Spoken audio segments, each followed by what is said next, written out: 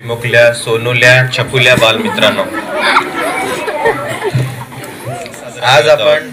आज पंडित नेहरूंचा जन्मदिन तर आहेच, तर याचा उद्देश काय, बालदिन म्हणून का साजरा करायचा, तर मुलांच्या हक्कांचे संरक्षण करणे, त्यांना शिक्षण, समानता आणि आनंदी बालपण प्रदान करणे आहे.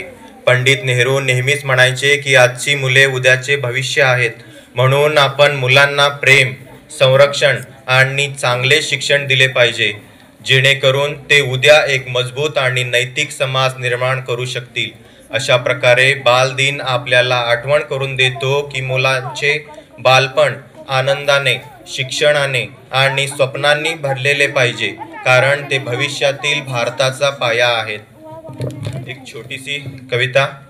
निखळ निरागस ते बालपण, निखळ निरागस ते बालपण, नव्हता कुठला हेवा दावा, नाही राग, लोभ, मोह, मत्सर, नाही मोठेपणाची वाहवा, शांत शीतल निर्मळ मनाचं बालपण असतं भारीच देवा, थकलेल्या मनाला तिथे मिळतो नक्कीच विसावा, म्हणून तुका म्हणे देवापाशी, लहानपण देगा देवा, मुंगी साखरेचा रवा.